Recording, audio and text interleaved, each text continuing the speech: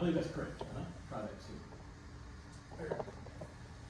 So what I'd like to do is to start, this is probably elementary for y'all, but I want to set a foundation to how insurance came to be. FCIC, y'all probably familiar with that, started in the 1930s with initiatives to help agriculture recover from combined effects of Great Depression and Dust Bowl primarily. So we got 1938 Federal Crop Insurance Act of 1938 for Great Depression and Dust Bowl. 1980 Federal Crop Insurance Act for crop insurance and its affordability.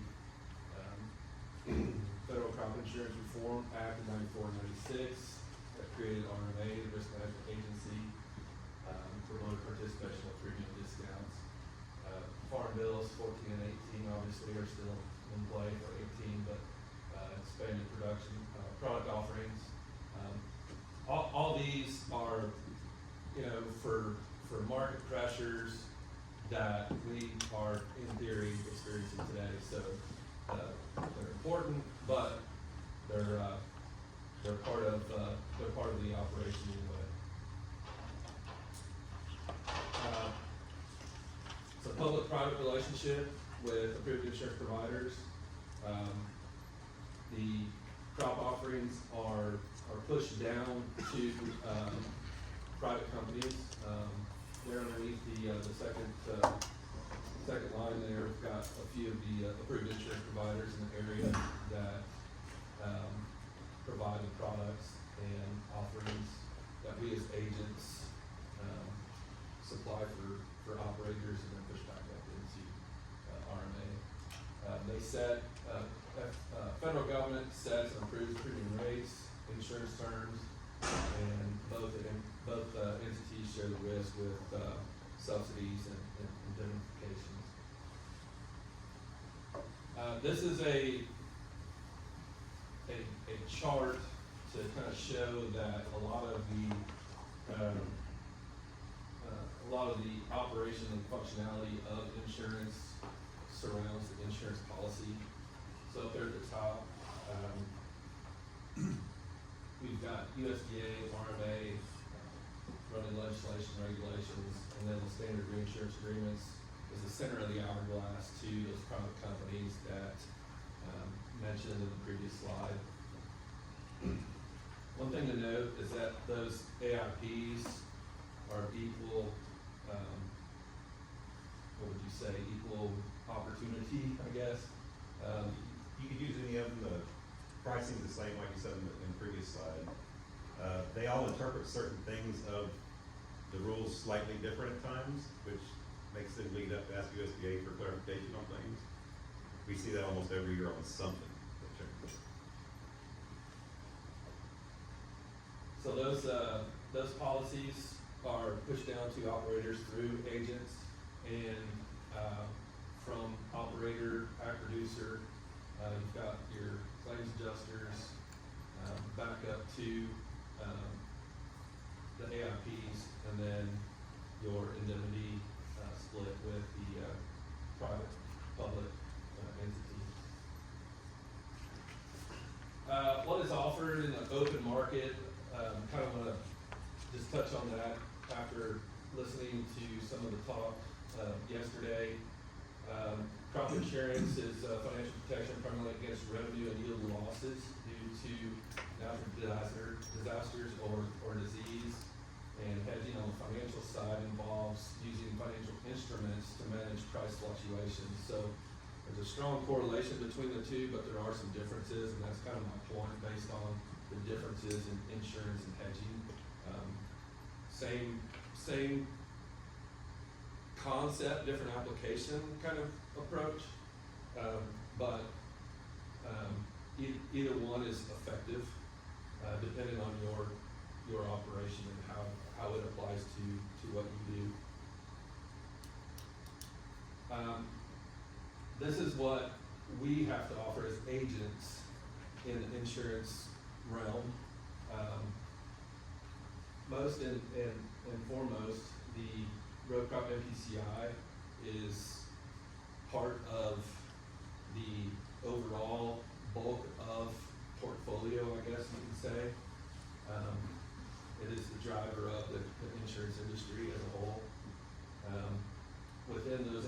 MPCIs that are offered through those, insurance providers. We've got private products that are offered.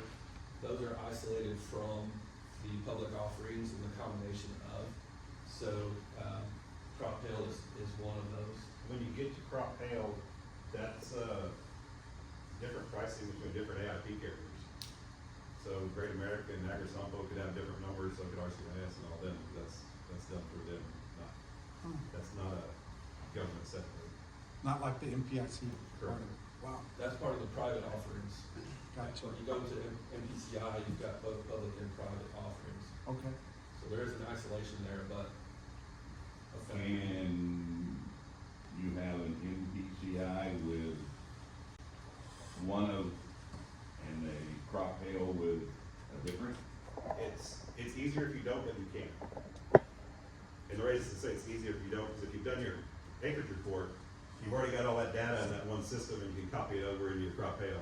If not, you gotta go enter that data in another system, but it can't But be, it's money, that's correct. you know, Can't do if, it. That's right. Well, I've got people that buy crop hail from me that we don't have their MPCI MPIC. policy, we've had that happen. yeah. Wow. Other offerings, PRF, pasture rangeland and forage, drought insurance, y'all might be familiar with that, typically for, livestock producers, ranches. LRP, that was talked about yesterday, so we've got more than likely a review. And, weed calf risk protection, the pilot program started, last year, that is still in the works. And these are just a overview, broad overview, of the bulk, policies that we provide and offer.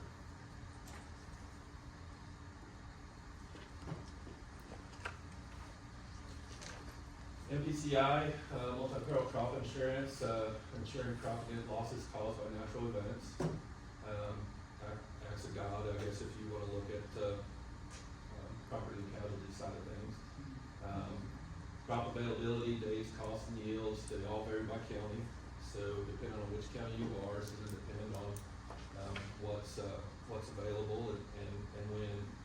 The two most popular policy types are revenue protection and yield protection. We'll go into a little bit more detail with those, but those are, primarily, the two that are used and, for row crop. Coverage levels, between 50 and 85% at 5% increments. And then those levels and coverage is based on a 10-year APH, acres planted in share. So it's Okay. still 10 years, it's still a 10-year average, Yes. is what you're But using? now think about this, let's talk about 10-year averages, Yeah. everything between cotton and grain, you've got 20 years of history, and you have some crappy production 20 years ago. Exactly. And now you talk about the guys that had cane and vegetables, we may have 30 years or 40 years and we got that bad stuff in there. That's where some of the options in the policy, we can adjust some of those things and that, but while we're here, Whoa, so it's it's not 10 calendar years, it's 10, yes, so Crop your production dad's years. farm still has data from his beginning Right. and it's somewhere in that APH. So you're- because it has to, because it's the, Yeah. While we're here, we have a marketing person in the room, and this will be pretty good, so if every marketing person wants their APHs, right? So you can, to help forward market things. As you go up in your guaranteed coverages, what can you do marketing wise if you buy a higher coverage? Cover more. There you go. And with that being said, which I don't think we put in here though, optional use and enterprise use. Is that Yeah, there? they're Okay. on the- And we'll hit that. So that's just something to think about on your marketing side. Hey Kevin, before you leave that slide though, you know, we all know that in recent years with technology and the changes in varieties and everything, our yields have significantly gone up. And when I look at those APHs, you know, and I'm trying to make projections on my side, I don't see that reflected in those APHs. And of course, you know, bank examiners and everybody else looking at that want me to base that on some kind of historical data. That's the best historical data available. but in my view, it's really not the best because it doesn't reflect what's actually happening in the real world. Is there any talk, have you heard him talk about changing that 10-year average to something a little more current? I mean, and you know, even if we as lenders, I don't go back 10 years. I wanna know what's happened the last 3 to 5 years at the most. You see where I'm going, right? Not that I'm aware of, I know what people do over time, Yeah, which is kind of like off subject, some desk, I'll have that conversation nowadays, it's probably not the best one to mix in with those. right. Um, I'm just curious if there's. But I have not heard of anything getting away from the 10-year average. And that, like I said, those older. But when you talk about the options, which we'll get to in here, the yield exclusion and those type things, they will take care of some of that older stuff over time, and that'll change. Okay.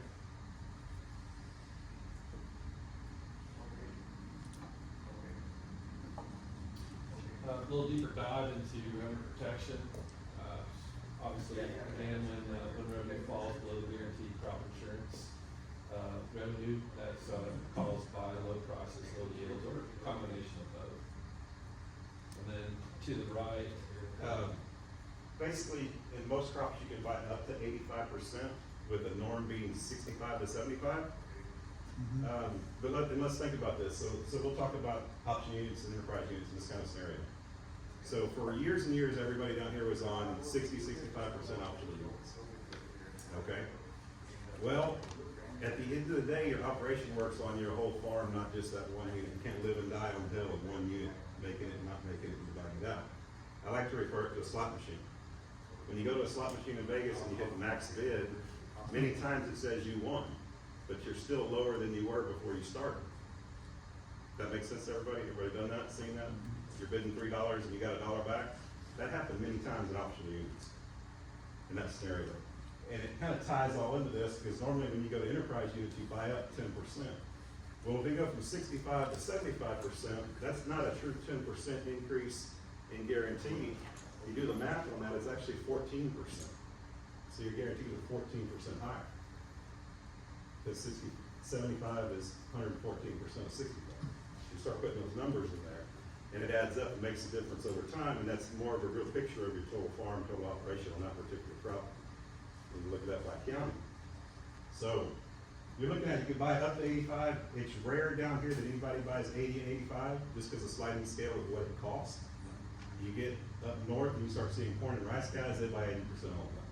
You'll see a lot of it, but not here. There's some, but very little. So technically, that risk at 15, more likely down here is gonna be 35 to 25. And if you wanna fill those gaps, being we're on the coast, we have hit weed, which would be hurricane. We run that. Yesterday they were talking in marketing about 5% was kind of their number that they wanted to risk. Hurricanes would cost you between 5.3 and 5.8 depending on the crop and the county you're in. So if you do that, if you go back and look over time, our last hurricane was what, 21? Is that right? Was it 20 or 21? So if you take the old data from that, it was costing us 5.8%. We can kind of divide that out, look at the old data. And it was, at that time, over 40 years, we averaged a hurricane every 6 years. The longest gap being 16 years. So if we took that, say it's 6%, divide that by 100 by 6, what's that gap? Okay. 17? So we go every 17 years and still make money. The longest gap was 16. We break even at 17, so it still made money buying that product had it been there at the time. The average gap over the last 40 years from 21 was 6 years at that time. So they could make money by buying that product, but it's not directly correlated to the loss, because you can have the crop out of the ground by the time they pay you if you have a late hurricane. In most cases, the hurricane here, we have our grain and corn out, and it gets got. So you have that option. Then you have ECO and SCO. Those are gap coverages. SCO goes from whatever your basic coverage level is up to 86%. ECO hits that 87%, and ECO can take you up to 90 or 95%, whichever way you want to go with it. You bought it either grouping. So what are those exactly? What do they do? They're banded coverage based on county averages, essentially. They use your APHs. YP and RP interact with them according to the YP and RP policy. Revenue protection uses two prices, the initial price and harvest price. YP only uses the initial price. They'll work on your APHs that way. that same way, they'll use your APH data and those prices as they come through. You have to be careful with that because you have to know what you have at FSA, Harper PLC. ECO changed this year. You can have ECO, it doesn't, regardless of Harper PLC, SCO, you cannot have one. Because it's kind of a revenue county, That's a chunk. at a county level. Stacks is something that only gets sold on cotton. I don't have anybody that has it. It is popular in Northeast Texas. People do not want it. But you can't have ARC or PLC. The difference between these programs and ARC and PLC though, is ARC and PLC work off your base acres. These work off your actual planted acres. And most people's base acres don't match the planted acres. Can you go a little deeper into why that's mainly offered in East Texas? Or It's offered everywhere. Well, I guess what I'm trying to say is why it's more popular in that area versus other parts of the state. Some of it's marketing, some of it's you gotta convince people you're gonna pass up on a government-free program, ARC and PLC, to participate, and tell them they're gonna have to buy something. And some people, that spending that money is not attractive to them. If you look at cotton losses in East Texas, you know, years and years ago up there in central East Texas, there was lots of small gins and small cotton farms all over the place, and those have gone away. Their weather patterns aren't real good for that. You'll see people move in over the past 30 years and they farm for a few years and it's gone. It doesn't consistently hold true weather more like we do. We have a little better weather pattern for growing than they do in Northeast Texas. But is it also in reference to the subsidies that are provided? Because I have read that Stacks is more popular in certain cotton producing regions. Yeah. And it is a policy you have to pay for versus Correct. It's subsidized the same for all of us. I don't remember what stack subsidy is off the top of my head. I know ECO and SCO is 65%. There's some places where they don't have, like in the newer areas of production in the upper panhandle of the Canadian River, they don't have the base. acres. Yeah, so stacks is more of an option for them, they're not giving up. They're not giving up anything. That makes sense.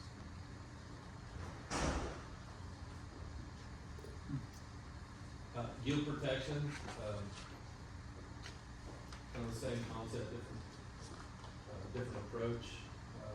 That's against loss of yield, insurance covers unavoidable product losses, and we've got a list drought, insects, anything that you feel that would be part of that, more than likely is from a natural standpoint.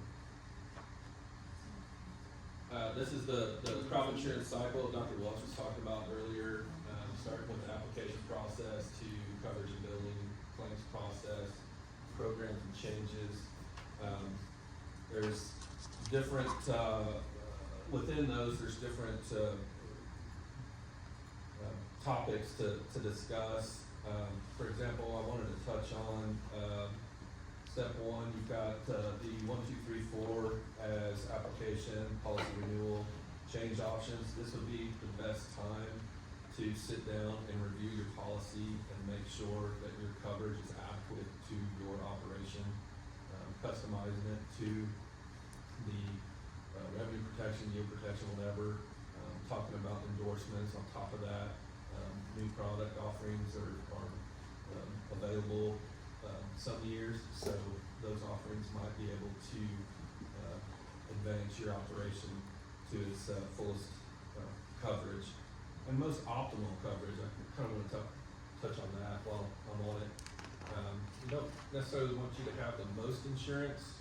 We want you to have the most optimal insurance to your operation, and that difference, from my perspective, is important to note to the operator, to the farmer.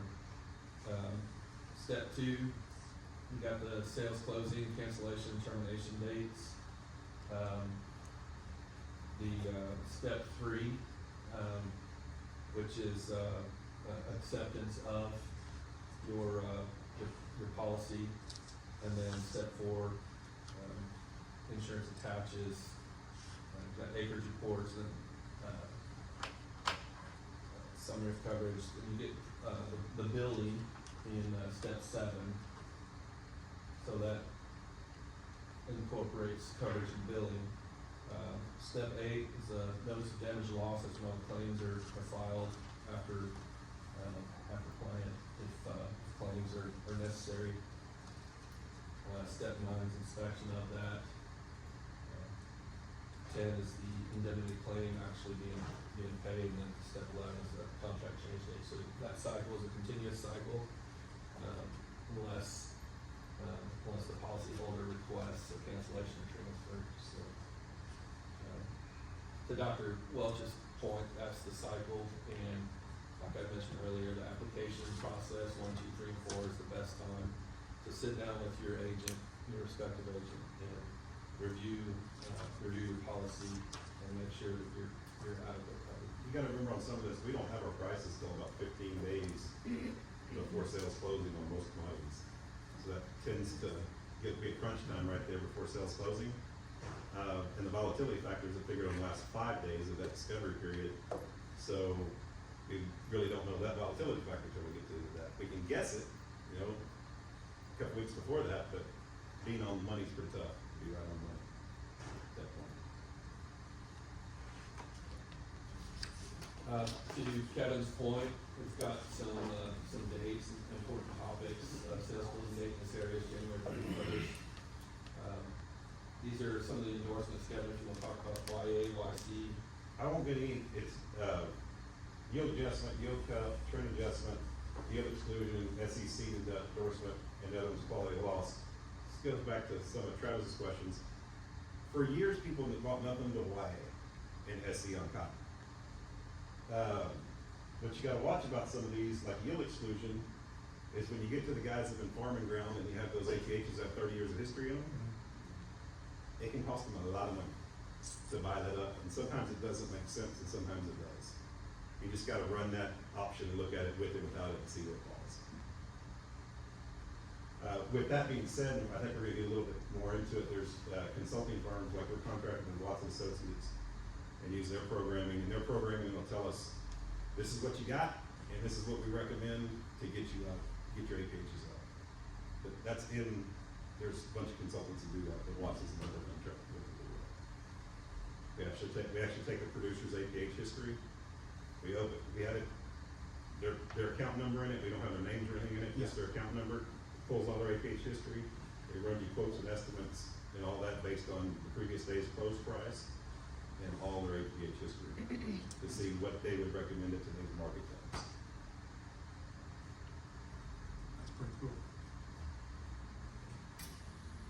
Entity information should match what is reported FSA, so that match would complete the trifecta between FSA, AIP, the insurance provider, and the agent. So that's a bit of the center of the hourglass, making sure the foundation common denominator is all in line with all the three entities.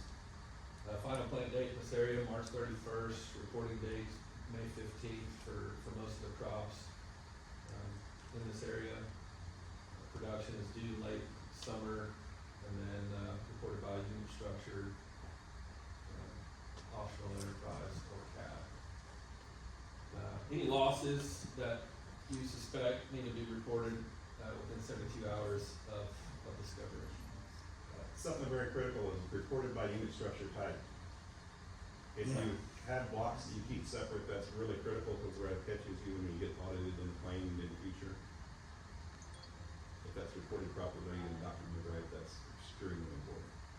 So refresh my memory, the optional units are when you're, So you have 10 fields. if I got 10 fields and they're all separate, right? Example. Yeah, they're all separate, right? But And enterprise combines everybody. correct, but you still have to report on those optional units. To qualify for enterprise, you have to have at least 2 optional units to qualify. So you still need to report your production separately. But you can also do enterprise by practice, Yep, and you gotta declare that, I ran into that, up front. yeah. So irrigated versus non-irrigated? Yes. Okay. Yes, But you gotta qualify both. right, So you have to have 2 irrigated blocks, 220s and 220s and non-irrigated to qualify. There's some Yeah. Yeah, I caveats, know there's that. 20%, but That's 220 is the highly safest way to do it. Wow. So if you bought up from 65 to 75, Uh-huh. you could be paying that optional pricing, which is near subsidized and could cost you, on a cotton guy this year, he had to go plant, 20 acres late cotton. Yep. Because he didn't, it was gonna cost him $100,000, difference in premium. But also because the irrigated, non-irrigated, if you're gonna have water, if you're not gonna have water, what are you gonna do, what are you gonna do? So it's just like, Yeah, it's like, you know, it's hard to make. Now, remember, if you go irrigated, when I first started doing this full time, they would just say it's denied. Well, the last 2 years, I've watched them, if you've gone irrigated and you didn't water it, just convert the acres back to non-irrigated and pay a claim based on it. But several years ago, I saw them do just the opposite. They wouldn't let us.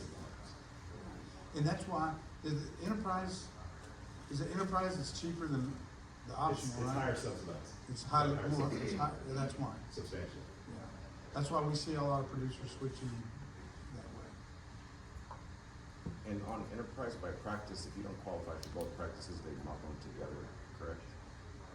Like they'll put your non-irrigated with your irrigated, or vice versa. It should take your irrigated, if you didn't qualify in your irrigated, qualify in your non, it should take your non-irrigated to an optional, because you're still dividing the two practices, is what it should be. But if you didn't have the 2 units. If you had the 2 units of non-irrigated and you qualified there, you'd be fine, but the irrigated, it should take your irrigated block if you only have 1, 2 optional units. See, I think I ran into that before, and I was told that on your, before January 31st, if you elected EU and first instead of EI, then you couldn't separate them by practice. You have to elect it before the sales closes. Yeah. That's correct. It's the qualifying part of it on what you planted. It qualifies on planted acres only, not prevent planting. So there is that distinction between, it's not just enterprise, it's enterprise either enterprise unit or enterprise by practice. Yes, you can do either. We have people that have it both ways.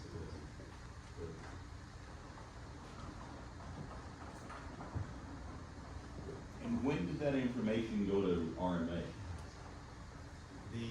The data of what they signed up for, Yeah, so, I'll tell you where I'm going with this. okay. USDA is absolutely horrible when it comes to acreage. Because FSA has a computer, and you know what FSA's got. RMA is supposed to be getting it from, directly again from y'all, which is supposed to match FSA. And then there's NAS that calls Travis, and Travis is, let's say he's under the weather from a busy weekend, and he really doesn't wanna deal with them. They say, well, what'd you plant, Travis? And they go, I planted 10,000 acres of corn. And they write 10,000 acres of corn down. And Travis hangs up laughing and doesn't even remember the phone call. And so now what we've got is, quote, census data that somehow influences WASD's and other stocks reports. Yeah. Okay, So why can't, so you're primarily focused on the acreage part of it. I'm primarily focused on, I just want the math to add up. Okay, so we're gonna talk math, we're gonna talk about, we're gonna know what they have or they qualify for 100%, other than the application. It goes to RMA on a nightly transmission after every acreage report is done. And they have a program called PASS, it's gotta get through PASS, is what they say before we get a schedule. So if we've got a schedule, it's past them, it's already been through that program. We're doing acreage reporting right now, that's supposed to be done May 15th, but what's not on here, we said May 15th is what most everything is, but we've got Sesame reporting, and that'll be on through July. So if you want an accurate number, you need probably to wait till July. Well, but that's for sesame. But your corn You have numbers, these your in the milo same- you have these in the numbers, your same cotton policies. numbers. But you have those in the same policies. And if those reports aren't done all together, so you have to wait for your latest kind of crop. we can do an acreage report for your 15 crops, we can. But what ultimately happens is FSA doesn't always get everything to their crop insurance people or back to their farmers. In this Hidalgo County, you know, it's 715, we have 578 showing up. I don't want to throw anybody in the bus, but that's what happens. I'm, So, and we gotta have them done by then. Why do star? So to get an accurate number, you really have to look in July because you don't know when those reports have been signed and turned in. And then if they get hung up and they don't get cleared, that data's not all straight in, and that could take another 2 weeks to get that stuff cleared up. Why can't they all be on the same program? Is Brooke gonna straighten that out for us? They've changed a lot because they pull the data now, most of the data reported through crop insurance to RMA. So that's changed a bunch over the last several years. Yeah, but we see WASD's come out with acreage, and then FSA comes out with completely different acres. We see RMA report, either prevented, planted, or some type of lost acres, and we see USDA with absolutely not even a whisper of anything wrong with acreage.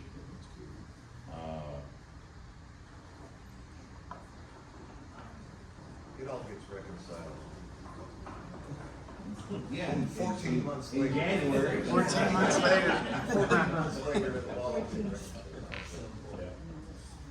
No, that's a tough one. I mean, they gotta decide where they wanna pull the data and shrink it down to one pile and help a lot. Ultimately, if it's on a crop insurance policy, it should be certified somewhere.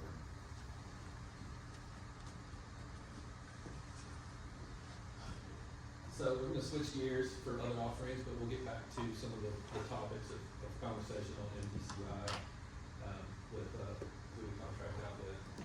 PRF is the drought insurance, lack of rainfall, for 12 by 12 grid, 12 mile by 12 mile grid, for both, grazing and hay. And, those sales close dates are December 1st. So, if you have any interest in PRF, one thing I would recommend, if, this is a long game, long-term approach. So if you're considering a lease for a year, 2 years, and then you're gonna cut it off and move on, I would really dive into the numbers on that, because 3 to 5 years is kind of the minimum on how PRF performs as a basis. So it's more of a long game versus a short game. Don't want you to get caught up in a premium when you really need to. So on PRF, it's the same thing. We use our consulting firm and some other companies. We basically go back and look at the past history. We can look all the way back from, it uses Noah's record, so we can look all the way back. When you look all the way back, it kind of balances out over time, but we try to look at about 15 years and see what kind of returns that area can turn back to you over the last 15 years, had you had it insured this rate. We kind of work off those principles, looking at that. Kind of give you an idea of what it would return in the past 15 years. And it's been very successful, program for most people. LRP, y'all heard a lot of this yesterday, so this is just review. Insurance against declining markets.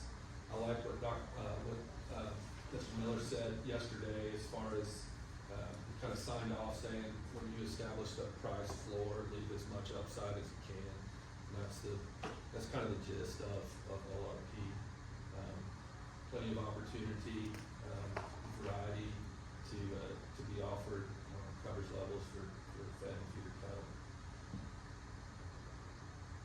Weed calf risk protection, this is a pilot program, started last year. It's against revenue protection for spring calves only because it's a pilot program. There is a plethora of red tape to go through, but the chart indicates the cycle of that program. And to be honest with you, our AIP said we're not really gonna endorse that right now just because there's a lot of red tape involved with that. So, pilot program, good idea. I think, don't wanna throw them under the bus or anything, but I think it's a good place to start. It's just trying to modify that and massage that program to where it benefits a lot of producers.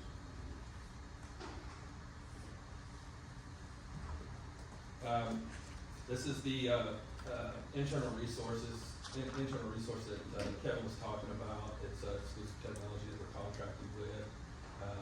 And it optimizes a lot of, analysis that we can, combine with your operation or a county, that you might be interested in. But it incorporates a lot of the farm bill. There's some, different, calculators that are used to analyze the policy and potential coverage. And we also use QT Marketplace as another vehicle for futures and prices. So this goes back to Kevin's comments about EUs, OUs, and BUs. This is a sample farm here in Hidalgo County that we pulled and gave a difference for 2025 between revenue protection on the left and yield protection on the right. So, real quick, what we talked about earlier, Travis, optional units, 65% Yeah. there. You went to EU and 75 with premium difference. That's the draw. That's a big part of the draw. That's the producer premium per acre. And he's going up 14% coverage. And you can compare that with revenue protection on the other side.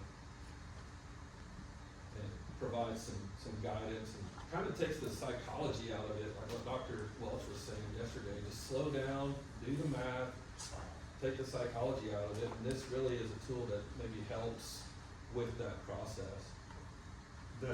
One of the big concerns of looking at the different types, the optional units, enterprise units, a lot of agents can do the math and spend a lot of time trying to run it, but some of these consulting firms have the programs we can put the data in and it dumps it out with their APHs, which makes our life a ton easier. And we can see which one would have benefited them over time, and not for everybody, but the guys we changed over in the past 5 years, you may have found 1 year that they didn't benefit. One specific year.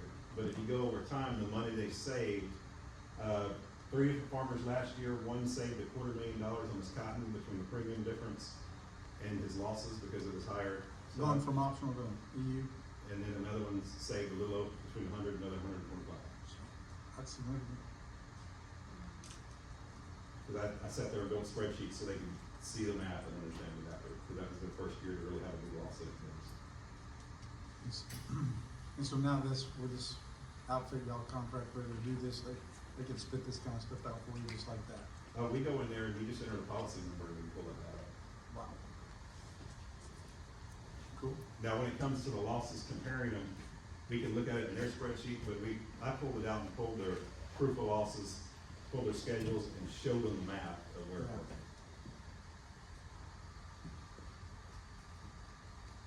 Because there's a lot of anxiety about making that switch. Yeah. This chart is on cotton, and we did grain as well, just to show a bit of a difference in the variety. Same concept, same approach.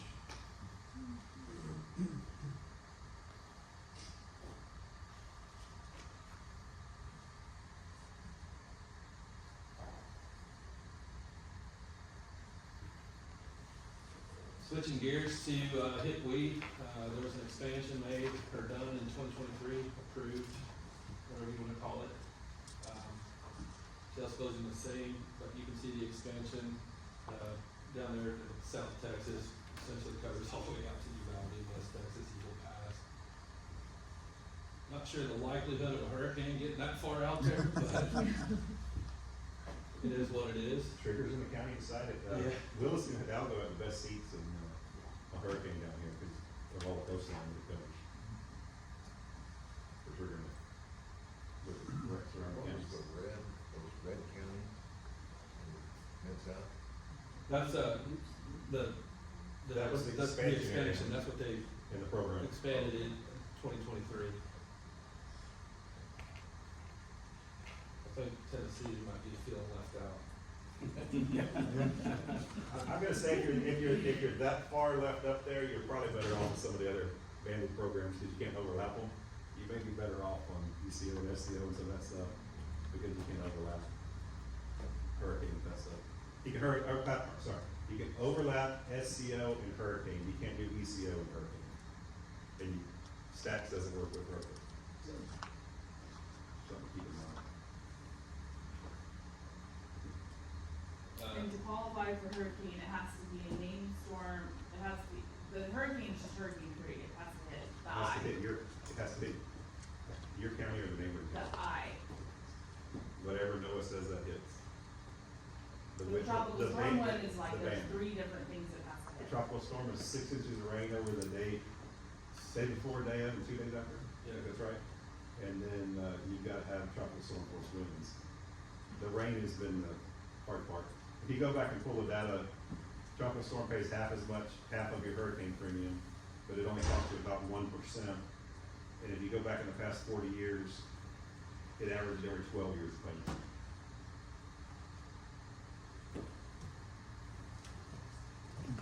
Nice little diagram showing the trigger concept with hurricane tropical storm.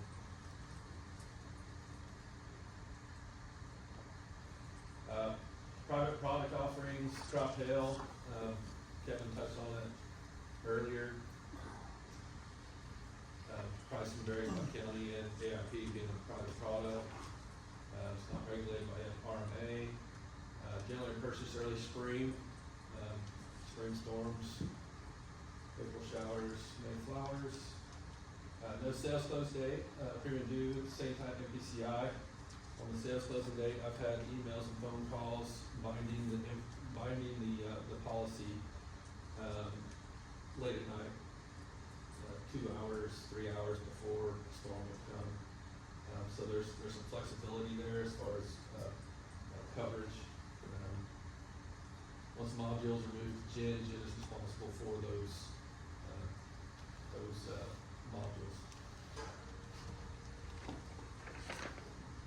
Very straightforward, cut and dry on that. Wanted to talk about the insurance agent itself, or himself or herself. Things to look out for: accurately answer questions, ensure crop insurance deadlines are met, confirm insurance forms, completed accuracy, maintain supporting documents for insured, confirm premium payments, and deliver indemnity payments in a timely manner that's cash flow for y'all as operators. So the sooner the better. But just some general things to think about when you're dealing with an agent. There's other agents in this room. Austin over there, so does really well. Things to think about during your review, what you're looking for, and then why we're important as agents, being the link between the operation and the biggest federal safety net for agriculture. I thought that was the most important one, but that's subjective. Policies are available only through the agents as licensed PNC agents for the state of Texas. And agents are part of the team that include the financial lenders, like we had mentioned earlier at the beginning of the presentation, accountants and consultants. And there's certainly some advantages to it, and part of the puzzle, being part of the puzzle for your operation, and applying the best and most effective coverage for your operation. Anything else? I think there's something we didn't specifically say that got brought up in yesterday afternoon that Miller brought up, is know your cost of production, because that is something that ties into crop insurance very closely, because we want to try to insure as much of that for you as we can, and as one of those safety nets for you. I mean, and a lot of times we can't get there, and that's where some of those banded coverage and stuff come into play. But at least you know where you're at.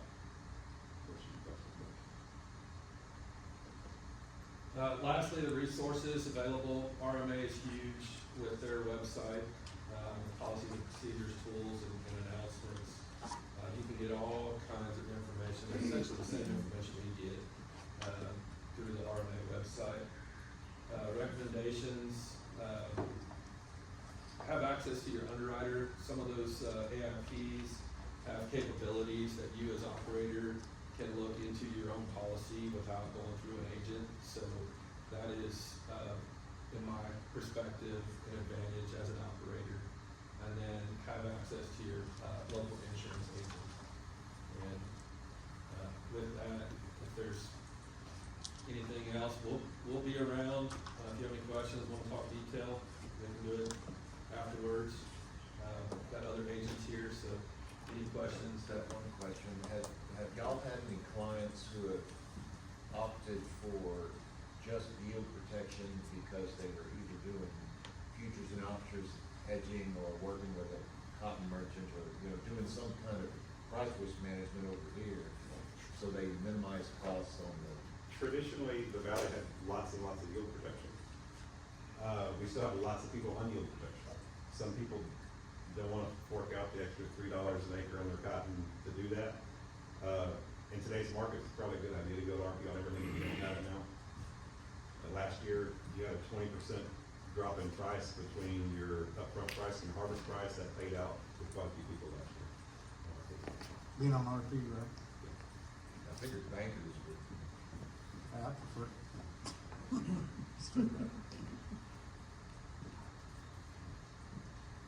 Well, that's all we've got. Again, we'll be available if you have any questions or concerns. We'll be glad to address them as best as possible. Yeah,